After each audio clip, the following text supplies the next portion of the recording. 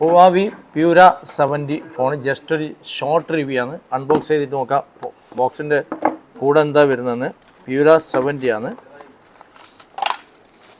ഒരു അടിപൊളി കവർ വരുന്നുണ്ട്. ഓക്കെ, അതുപോലെ ചാർജിങ് അഡാപ്റ്റർ 66 വാട്ട്സ് ആണ്. കേബിളാണ്. ഞാൻ പണ്ട് പറയുന്ന പോലെ type C to type C അല്ല, USB ആണ്. അവർ ടൈപ്പ് സി എന്തോ ഇറക്കാത്തതിൻ്റെ ഒരു പിടുത്തം കിട്ടുന്നില്ല. ഇതാണ് ഫോണ്. സ്ക്വയർ ടൈപ്പിലാണ്. ഇവിടെ ഒന്നും ഇല്ല.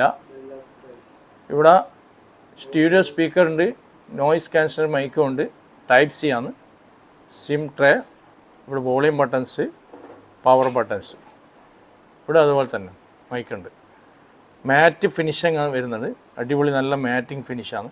ഒരു പുതിയ ഫോൺ ഇറക്കിയവരെ പ്രത്യേകത പല ടൈപ്പിലാണ് ഇറക്കുന്നത്. ഐഫോണും സാംസങ് ഒരേ രീതിയിൽ ഇറക്കുന്നില്ല. നല്ല ഭംഗിയായിട്ട് അടിപൊളി ഭംഗിയായിട്ട് ഇറക്കിയിട്ടുണ്ട്. ഇവിടെ ഇത് എക്സ്മേജ് എന്നുള്ള ഒരു പഞ്ചുമുണ്ട്. അത് ഈ 2025 എക്സ്മേജ് അവാർഡ് അവർക്ക് കിട്ടീനി.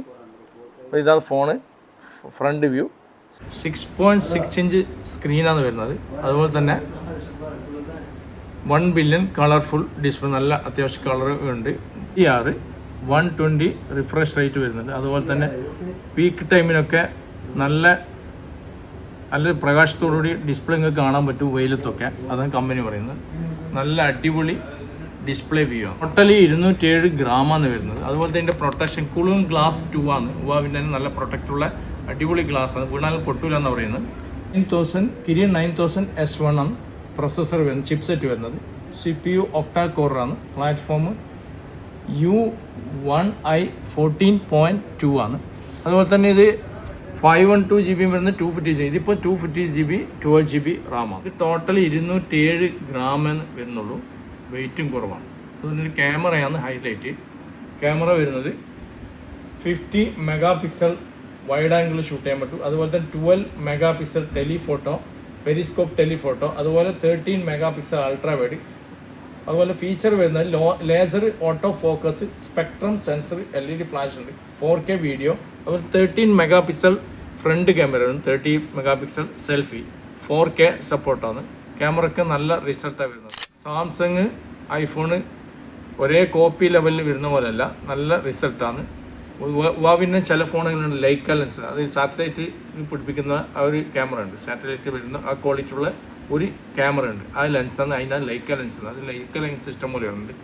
ഇത് ഇപ്പോൾ ഒരുപാട് ഇഷ്ടംപോലെ ആൾക്കാർ വാങ്ങുന്നുണ്ട്. മുമ്പ് പ്ലേ സ്റ്റോറില്ല എന്ന് പറഞ്ഞു. പക്ഷേ ഈ ആപ്പ് ഗാലറി തന്നെ 100% എല്ലാ ആപ്ലിക്കേഷനും ഉണ്ട് ഈ ആപ്പ് ഗാലറിയിൽ.